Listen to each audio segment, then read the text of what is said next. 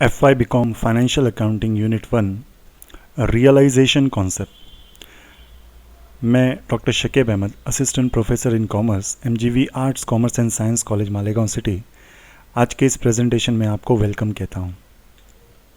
Realisation basically achievement, एक अगर उसका सब्सटीट्यूट वर्ड में अगर आपको बताऊँ तो achievement. According to this concept, profit should be accounted for only when it is actually realized. Mainly जब हम कोई इनकम जनरेट करते हैं, कोई अगर हम माल बेचते हैं या किसी तरह की सर्विसेज अगर हम प्रोवाइड करते हैं, तो उसमें जो हम अर्न करते हैं, उसमें जो हम प्रॉफिट कमाते हैं, उस प्रॉफिट के लिए ये रूल है कि as and when that sale is occurred और दैट सर्विस इज़ प्रोवाइडेड, जैसे हमने उस सर्विस को प्रोवाइड कर दिया या सेल हमारा हो गया, तो वो जो इनकम है, जो प्रॉफिट है, वो अर्नड हो गया, वो प्रॉफिट हमने कमा लिया, ये एज्यूम किया जाता है। तो यहाँ पर according to this concept, profit should be accounted for only when it is actually realised. तो जब हम वो चीज़ कर चुके हैं, देखिए लॉस के लिए हमारे लिए एक रूल है, कंजर्वेटिज्म कॉन्सेप्ट में हम ये मान कर चलते हैं, फ्यूचर लॉसेस को, एंटिसिपेटेड लॉसेस को हम पहले से एज्यूम कर चलते हैं, बट एंटिसिपेटेड प्रॉफिट्स को हम एज्यूम नहीं करते। ये एंटिसिपेटेड प्रॉफिट नहीं है, ये actually that work is already done, ये काम हम ऑलरेडी कर चुके हैं, उसके बाद जो हमने कमाया है ये वो प्रॉफिट है, दैट्स वाई। तो यहाँ पर इस कॉन्सेप्ट में ये कॉन्सेप्ट मेनली इनकम रिलेटेड है, मेनली प्रॉफिट रिलेटेड है कि प्रॉफिट अगर आपने वो सर्विस प्रोवाइड कर दी है, अगर आपने वो सेल कर दिया है, तो जो कमाने वाली बात है, जो अर्निंग वाली बात है, दैट इज़ ऑलरेडी, वो हम रिकॉर्ड कर सकते हैं अपने बुक्स ऑफ अकाउंट्स में, या उसको हम अपनी बुक्स ऑफ अकाउंट्स में हमको रिकॉर्ड करना चाहिए।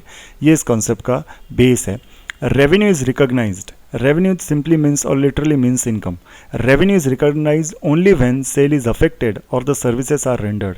तो यहाँ पर अभी वही बात जो मैंने आपको समझाई कि भाई हम जो इनकम है वो हम रिकॉग्नाइज करेंगे, वो हम रिकॉर्ड करेंगे जब या तो हम माल बेच देंगे, या अगर हमने सर्विसेज रेंडर की होगी, सर्विसेज हमने प्रोवाइड की होगी, तो हम उसको रिकॉर्ड कर लेंगे। However, in order to recognise revenue, receipt of cash is not essential. ये एक सबसे मेन चीज़ है कि भाई अगर आज मान लो मैंने माल बेचा है, अगर कैश में माल बेचा है तो मुझे कैश मिल गया, मैंने माल बेच दिया, मेरे पास से माल गया, बात ये हो गई।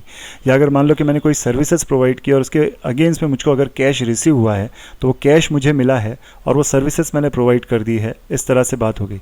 But in case of credit sale, यहाँ पर अभी सबसे मेन चीज़ जो अगली एग्जाम्पल में यहाँ पर बात हो जाएगी कि when goods are sold on credit, it is recorded in books if there is no doubt of its recovery. अगर बात यहाँ पर मैंने उधार में माल बेचा है, क्रेडिट में अगर गुड्स सेल किया है, तो मेरे पास से माल तो गया बट मेरे पास पैसा नहीं आया, लेकिन ये अगर श्योरिटी है कि आगे चलकर जो डेटर है, जो कस्टमर है, वो हमें कंफर्म पे करेगा। रिकवरी में कोई भी डाउट अगर नहीं है कि नहीं मिलने वाला, ऐसा नहीं है। नॉर्मली हम जब माल बेचते हैं तो हमको पता है कि भाई आगे चलकर पार्टी हमें पे कर देगी।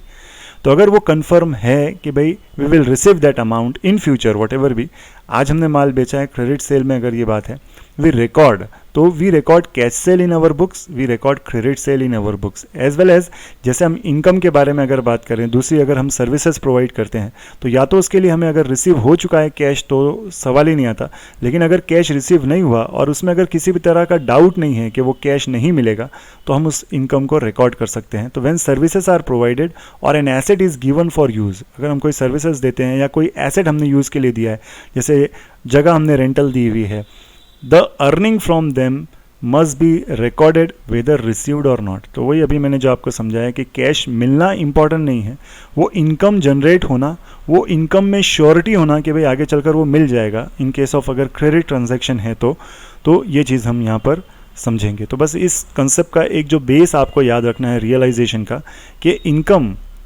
जब भी हम जनरेट करेंगे, वो अगर हमें रिसीव हो गया तो भी हम उसको रिकॉर्ड करेंगे, या रिसीवेबल है, मिलना बाकी है तो भी, बट उसमें श्योरिटी होनी चाहिए कि वो मिलेगा। तो आई होप आज का ये कंसेप्ट आपको क्लियरली अंडरस्टैंड हुआ होगा। Thanks for watching this lecture. Thank you.